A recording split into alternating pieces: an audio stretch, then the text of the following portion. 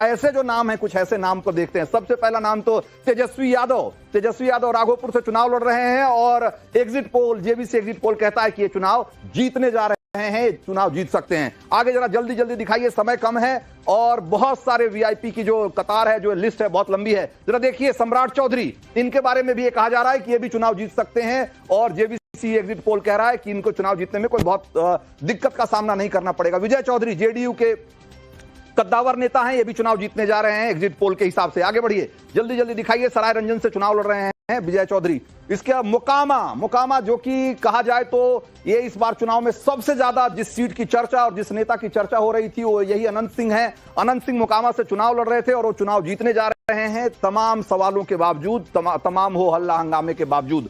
कुम्हरार से केसी सिन्हा है जो कि जन सुराज के टिकट पर लड़ रहे हैं और केसी सिन्हा की जो ख्याति है वो एक बड़े अच्छे मैथ टीचर के रूप में रही है और लाखों बच्चे इनकी किताबें पढ़कर, इनसे पढ़कर दुनिया में बहुत नाम कमाया है। जन सुराज के टिकट पर लड़ रहे थे, लेकिन कहा जा रहा है कि ये चुनाव हारने जा रहे हैं, कम से कम एग्जिट पोल तो यही कह रहा है। ये कुम्हरार, पटना की कुम्हरार सीट से चुनाव लड़ रहे थे।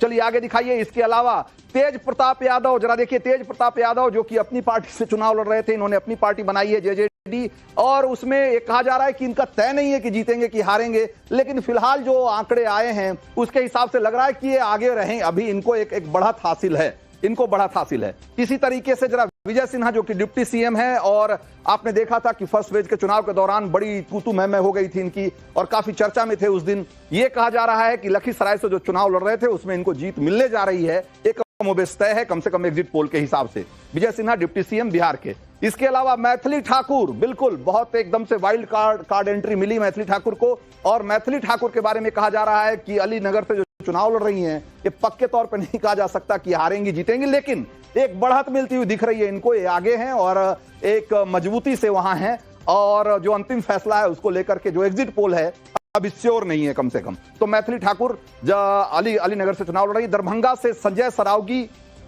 बीजेपी के बड़े नेता हैं राज्य की पॉलिटिक्स में, ये इनकी जीत पक्की मानी जा रही है एग्जिट पोल के हिसाब से। दरभंगा से चुनाव लड़ रहे हैं संजय सरावगी बीजेपी के टिकट पर। इसके अलावा जो बड़े चेहरे हैं उसमें रेणु देवी जो कि बेतिया से चुनाव लड़ रही हैं, वो बीजेपी के टिकट पर, इनकी भी जीत करीब करीब पक्की मानी जा रही है। और इसके अलावा कुछ और अगर नाम है तो जरा जल्दी जल्दी दिखाइए, समय कम है। तो अगर देखा जाए तो आरजेडी से रीतलाल यादव जो कि दानापुर से चुनाव लड़ रहे हैं और बाहुबली की छवि रखने वाले रीतलाल यादव, और इनके बारे में कहा जाता है कि भाई दानापुर में एक तरीके से समानांतर सरकार चलाने वालों में से हैं और ये भी चुनाव में कोई अच्छा नहीं कर रहे हैं, ये पीछे हैं। हालांकि ये पक्के तौर पे नहीं कहा जा सकता कि हारेंगे कि जीतेंगे, लेकिन फिलहाल स्थिति अच्छी नहीं दिख रही है रीतलाल यादव की। तो ये हो गए कुछ बड़े कैंडिडेट के बारे में हम आपको बता रहे हैं।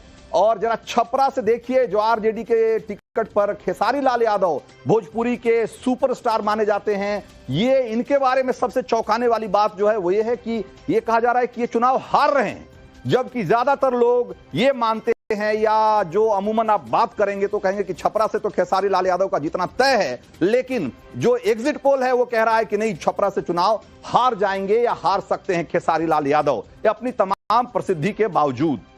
तो ये अभी हमने आपको दिखाया जो अभी तक जो बड़े चेहरे हैं वो उनके बारे में एग्जिट पोल हमारा क्या कहता है। हमारे कुछ और सहयोगी हमारे साथ हैं, राकेश पांडे हमारे साथ हैं। विद्यानाथ झा और राकेश पांडे बहुत लंबे समय तक बिहार चुनाव के दौरान अलग अलग जिलों में घूमते रहे, शोज करते रहे, ग्राउंड रिपोर्ट करते रहे। एक बार राकेश पांडे के पास चलते हैं। राकेश, ये जो आंकड़े हमने दिखाए और ये जो हमने कुछ चेहरे दिखाए, इनको देखने के बाद और आपका जो तजुर्बा रहा घूमने के बाद, कैसे दोनों को मिलाते हैं, कैसे कोलेट करते हैं दोनों? रंजीत जी देखिए, इलेक्शन यात्रा की शुरुआत मैंने बक्सर से की थी। बक्सर, भोजपुर, पटना, सारण, मुजफ्फरपुर, वैशाली, समस्तीपुर, दरभंगा, सहरसा, बेगूसराय तक मैं पहुंचा हुआ था और इसमें मैं 2 सीटों की बातचीत खासतौर पर कर लेता हूं, जिसमें आप 2 चेहरों की बातचीत कर लेते हैं। एक तो दरभंगा मैथिली ठाकुर का और दूसरा छपरा से मैं बातचीत कर लेता हूं, यानी सारण से मैं बातचीत कर लेता हूं, जहां से खेसारी लाल चुनावी मैदान में है। अगर ये एग्जिट पोल ये कह रहा है कि मैथिली ठाकुर जीतती हुई दिखाई दे रही है और खेसारी लाल हारते हुए दिखाई दे रहे हैं, तो इसकी 2 बड़ी वजह है।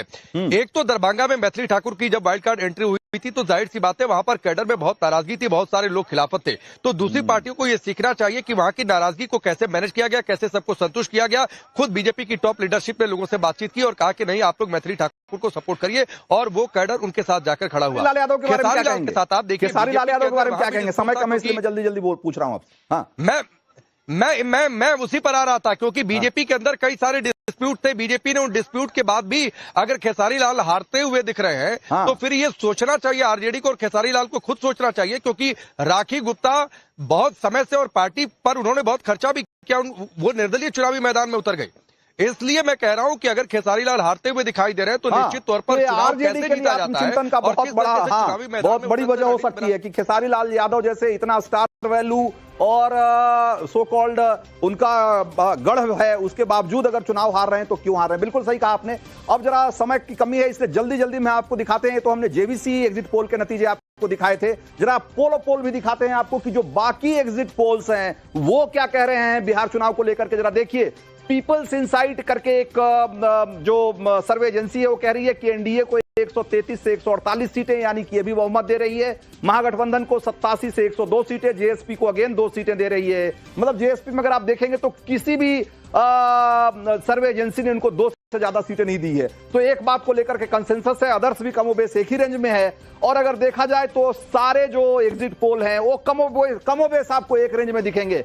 पीपल्स इनसाइट 133 से 148 एनडीए को, जेवीसी पोल है हमारा, हमने 135 से 150, मेट्राइज का पोल कहता है 147 से 100। तो आप देखिए, तो अगर देखेंगे तो कमोबेश जो आंकड़े हैं वो यही कहते हैं कि इस बार नीतीश कुमार की सरकार बनने से कोई रोक नहीं सकता है। हमारे पास समय की कमी है और मुझे दीजिए इजाजत।